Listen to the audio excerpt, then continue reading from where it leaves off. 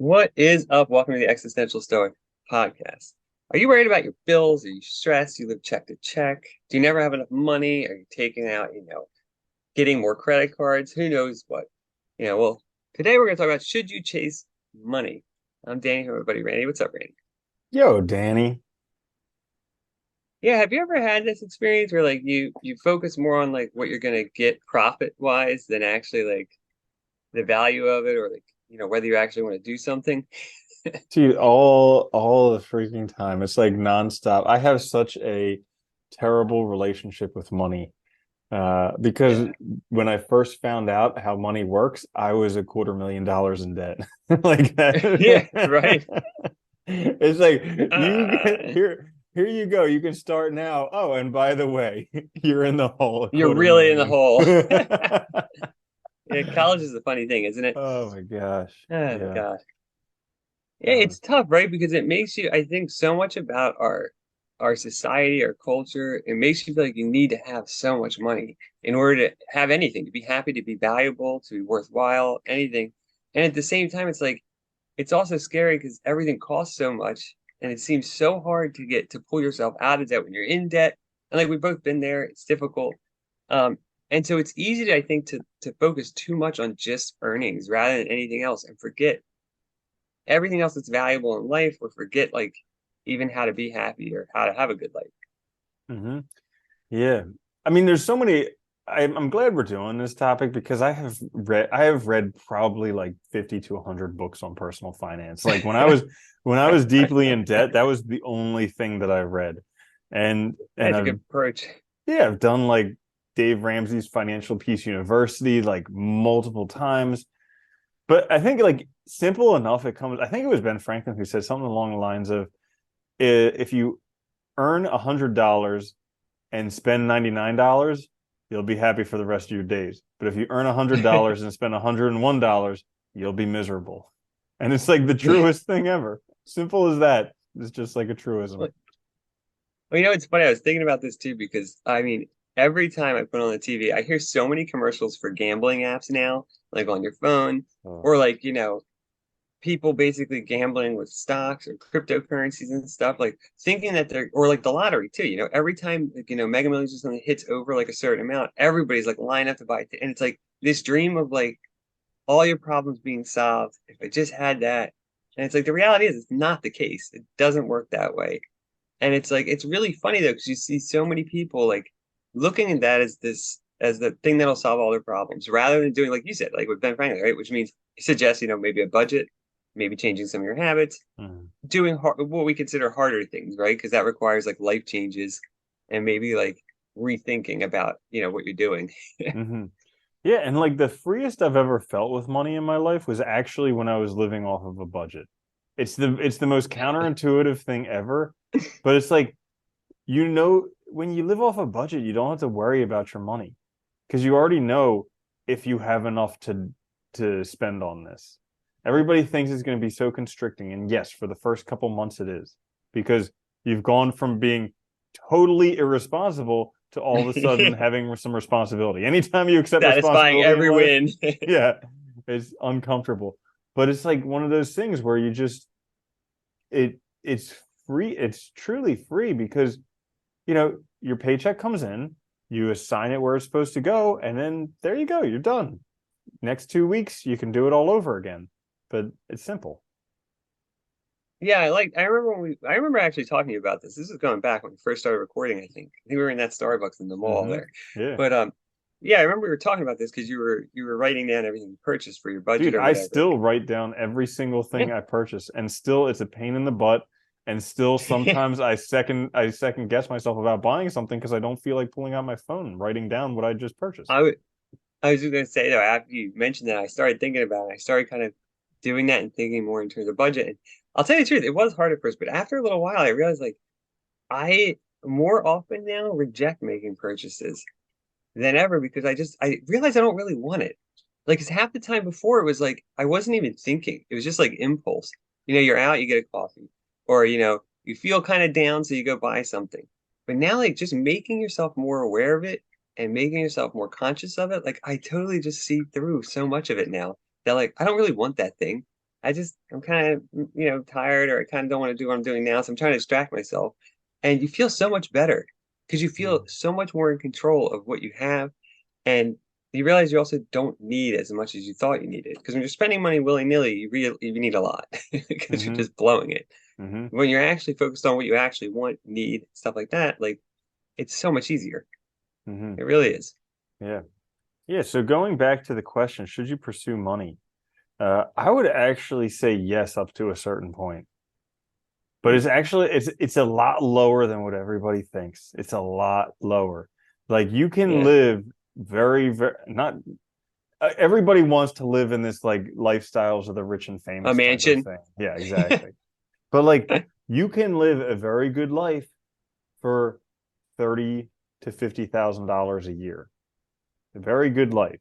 And that's Yeah. like for a family because you get your house for that. I mean, aside from some of the larger cities, like people in New York or San Francisco, good luck. You're screwed.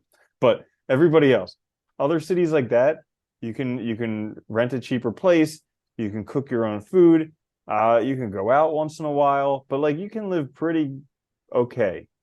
And when you do that, you can actually save up a lot more money, and then that money will earn you more money. So like I think, but here's the thing: like everybody wants there's Well, diminishing guys, return anything over $70,000 for a family in the U.S. Now, granted, with inflation, is probably $100,000, it's but around 70 to 100, 75 to 100, I think yeah, now, where they say like anything more than that, like the return to happiness is like almost nothing. hmm Yeah. yeah, yeah. I've met a ton of super wealthy people, and there's no greater satisfaction. Like one of the richest people that I know, he's worth like 100 million plus right now. He's like, you know what? The best car I've ever driven, Chevy Suburban. The best food I've ever eaten, Cheesecake Factory. It's like these things are available to the brokest mofos in the world. So you Yeah. don't need, you don't need a Lambo, you don't need a Prada bag or whatever they make. You don't need the $400 Wagyu steak. You know, there's nothing in But it. that's the thing though, is realizing you don't need it. It's like fighting against all of the rest of the society, all the advertisers, all the social media and everything, and realizing what you actually need. Tell you, my favorite car ever is the one that I paid for outright and owned. Mm-hmm. Because you know what? It's like the best. Because you don't have to worry. You're not concerned if something happens. It's like it's yours, Yeah. and there's nothing better than that. And it works, Dude, just and fine. you don't have to worry about it at all. Like Nope. if you're not scared of like parking all the way out there so nobody Yeah. like dings the door, you I do. know? If a shopping cart hits, I'm like, nah, move on with my life. Yeah. Like, Yeah. and it's not bad. It's not dirty. It's clean. It has heated seats. I mean, it's a great car. But hmm like, it's like it's funny because I think we get caught up. I think it's so much advertising and stuff that we just like, and so much people just see so much of like these, the Kardashians, keeping up with them and all this BS. And like, you think that's what you really need, or they go on like Zillow and they look at like, the $1 million homes and stuff. But it's like, do you want to clean 50 rooms? Do you have, it's like, do you really want that burden? Like, do you even hmm need that? Yeah. Like, it's Yeah. really So funny. it's absolutely absurd. And so like I think it's important to chase money up to a certain point. Like I think everybody because here I'll be all like um I forget the word now. But basically, I think that anybody who thinks that money will get them happiness absolutely 100% needs to pursue money with everything they've gotten and get that money. Because Yeah. like Will Smith, Jim Carrey, every rich person has Yeah. said, I thought money was going to make me happy and then I got a whole bunch of money and I was still miserable and recognized it was myself. But until you have the money to recognize that, you're going to think, well, I'm different. I actually need the money. These guys didn't Yeah. need the money, but I actually need the money. I will be happy with the money. And you will be for a little bit, but then you'll be miserable with the money. And then you'll be like, damn. What I like Jim Carrey and Will Smith too because they didn't come from money either. So they came from a place where I think most of us come from, and then Mm-hmm. got that money, and then realized that it really wasn't actually the thing they actually needed. Mm-hmm. And it's so interesting because I think you're right. I think it would be absurd to say that you don't need to chase money at all because I think that would be ridiculous. You do need some within society. But I think knowing what that amount is crucial. And also I think not letting it dictate everything. Because I think that's also important where people make decisions based on money rather than also sometimes other values that are maybe just as important or more important and more crucial to your happiness, right? Like liking a job, actually doing something that you're interested in, taking risks to, pursue growth and stuff like that. I think, sometimes we won't do those things because we're afraid of the cost, but sometimes that cost is negligible compared to what we'll get out of it. And the money will come later from those changes too, I think. Hmm. Yeah, so uh there's a really good book on money and kind of understanding it called Set for Life. And it defines a few different kind of milestones. Like the first is just saving up $20,000 just so like, you don't have to be Makes sense. terrified. The next is saving 6 months to a year of your income. And then after that, it's talking about some bigger goals. But one of the things that he goes through, because this is like the biggest, I think it's important that people know this. So like a lot of places that are like, oh, save your money, like don't go to Starbucks, you know, ride your bike to work instead Yeah. of a car. And in this book, Set for Life, they go through like the average expenses for an American because they've tabulated data across all Americans across wherever and seen what they spend on.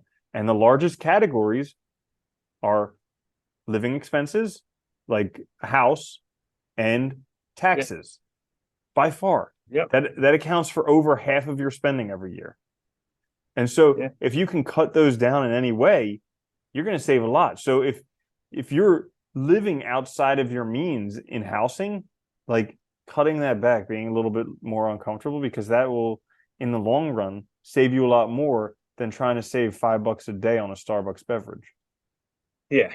I was looking at that actually not long ago. I read something where they're saying like, I forget the exact, but like back, like I think it was like in the 50s, 60s, like your housing costs, like rent or your mortgage, accounted for like something like 15% of your income at most per year. And now it's like 50 to 70, which is insane when you think about it. Cause like it's just mind-boggling. I mean, but the prices have gone up a lot. And like people also, I think, like you said, tend to go or they tend to get oversold a lot, I think, when they Oh, talk to totally. people that are, trying to show them houses, show them places.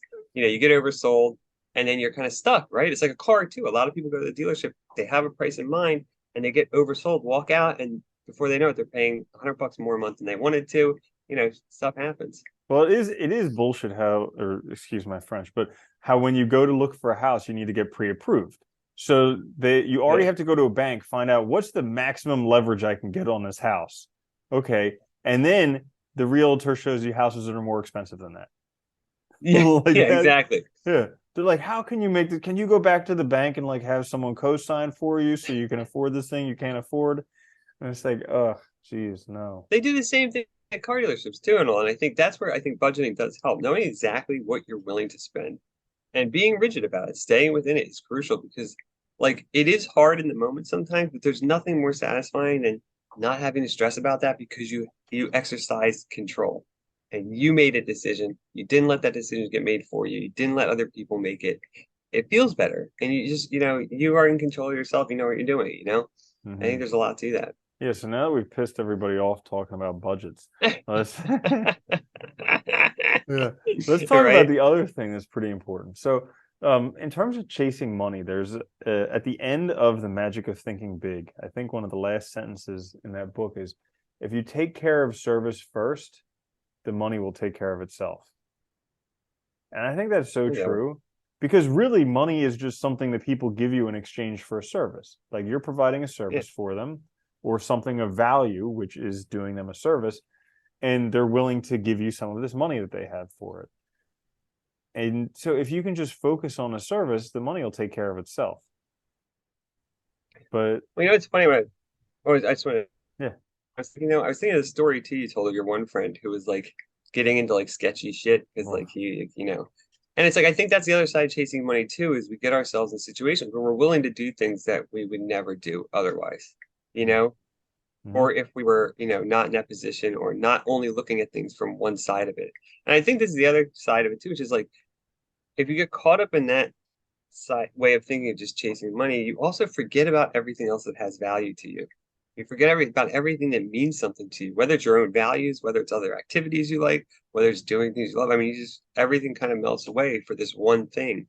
And it's so easy in this world because everything is basically reduced to money, you know, Hmm. and it makes it very hard. Yeah. Well, I mean, money is not just something that's exchanged for service. It's Yeah, also, can be comparable to your life force. Like there's that book, Your Money or Your Life. It's also a proxy for power. So yeah, it's a very easy way to count to see who's more powerful by just counting yeah, money. And also, money is something that can change people's minds. Like everybody has their price. And we get into trouble with that for many reasons because one, we we do things we wouldn't normally do, or we make other people do things they wouldn't normally do for money. But then yeah, also we get stuck with this false mental model where we're like, oh, money can change minds. So it can make me happy. If I have more money, then I'll be happier. yeah. And that's just faulty. It's a false conclusion, but everybody believes it. You know, it's funny in ethics when I teach on certain topics is this idea of taking advantage of a desperate situation.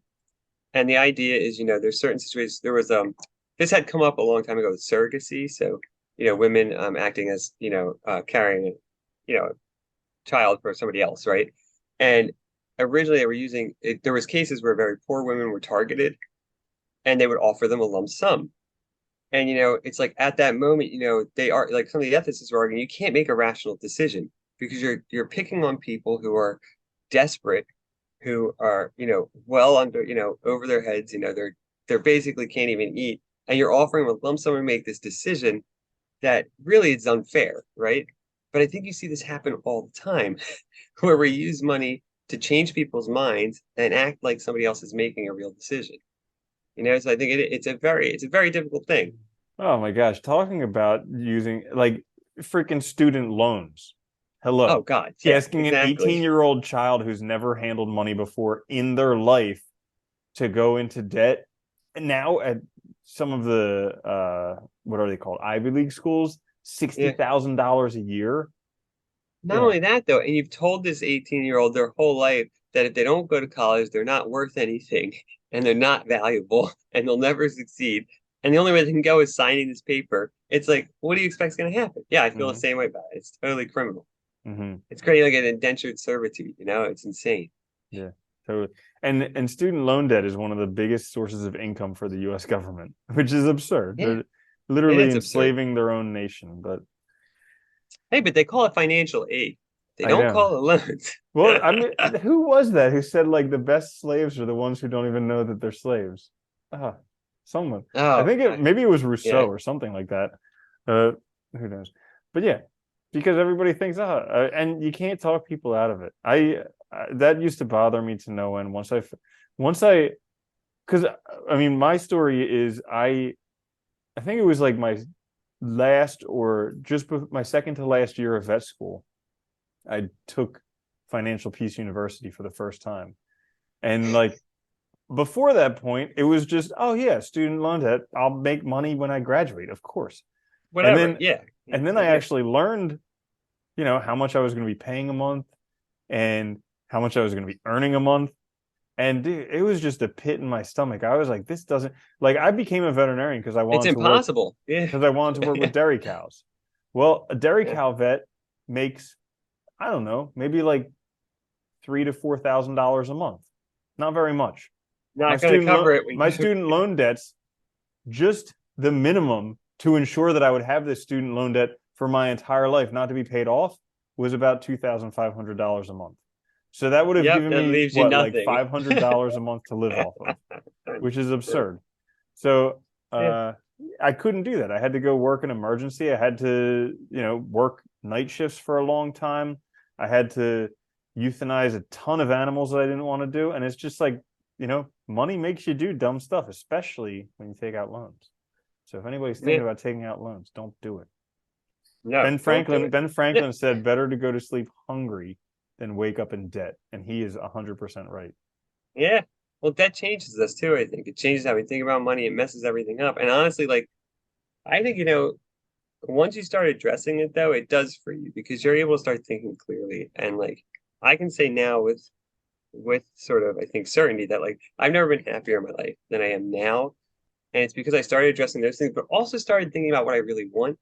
what makes me happy, and focusing on like a more well-rounded life, not just thinking about how can I make money, not just thinking about, because all those things do fall into place once you start thinking about, I think what really matters to you and what you want out of life. Isn't it crazy how addressing your fears is like literally the only thing you have to do to be happy? Yeah, yeah, it's all. And it's like the hardest thing ever because Yeah, you have this fear and you think, oh no, I can't, I can do anything else, but I can't go near that. And it's literally once you address it, it's just like, that wasn't so and bad. it's so funny too. I think age helps so much too. Because I remember when I was younger, like I remember when I was younger, I imagined my future. I wanted a big house, a flashy car, and then as I got older, I was like, I don't want any of that. It's like a hassle. Hmm. I want a nice place. I want a car that works, but I don't need anything more than that. And honestly, the brand name on it doesn't do anything for me. It doesn't Yeah. make me feel better. I don't care what other people think. So. Hmm. Yeah. I used to, one of my roommates in college all the time, he was like, man, all I want in life is like a sweet house in SoCal, a beautiful wife, a Land Rover Defender, and like 7 surfboards. I mean, that's all I want in life. That's not too much, right? Like, dude. No, definitely That's not too great. much. Yeah. Not too much. Yeah. That's the thing. It's small. Think Yeah, I bigger, brother. know. The sweet house in SoCal is such a back.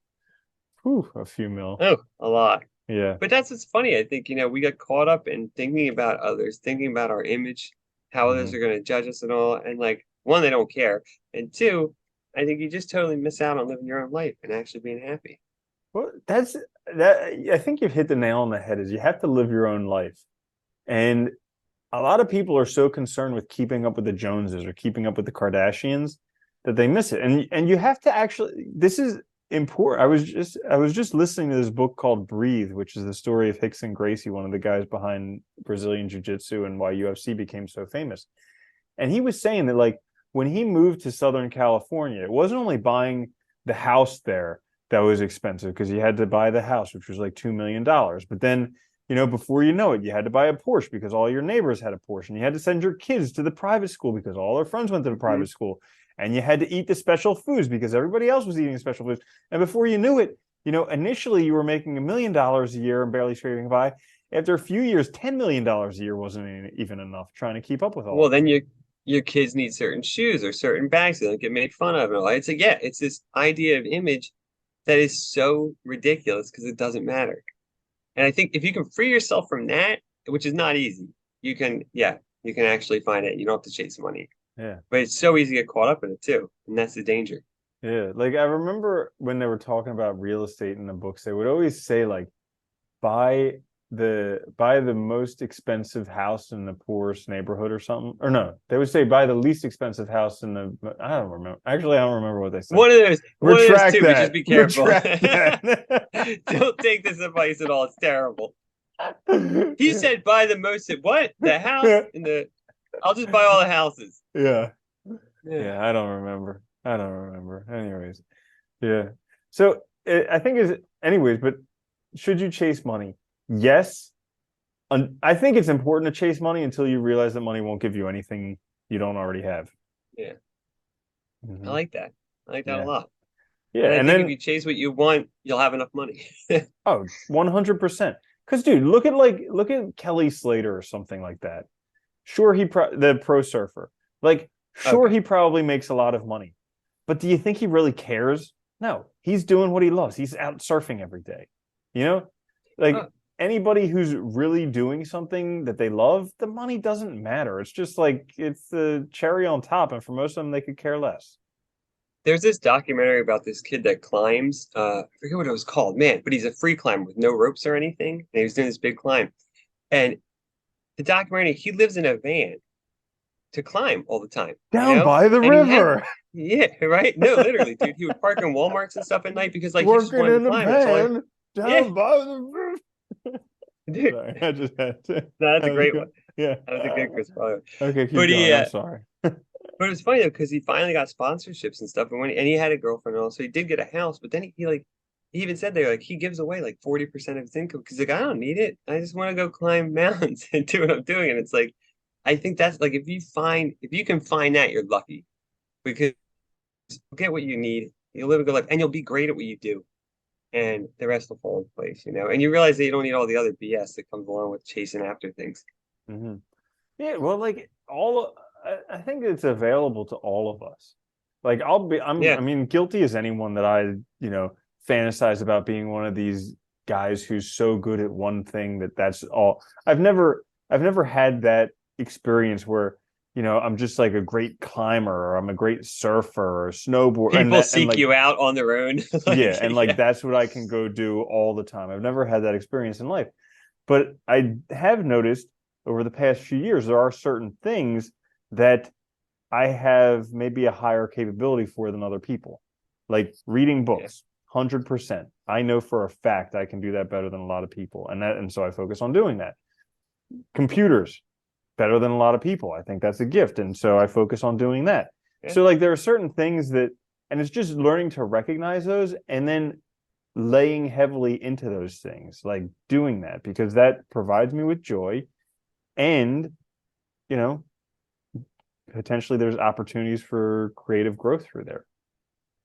Well, you'll find a way too to leverage it, I think. That's the other thing. Because I think, and both of us is the same situation. Yeah, there's no one thing I'm like amazing how people are gonna seek me out, but I have a lot of gifts. And I think that once you realize when you take enough self-awareness and self-reflection, you realize what they are, you leverage them. And when you're using them, it's easier, you feel better, you're generally more likely to enjoy it because you're attracted to what you're doing.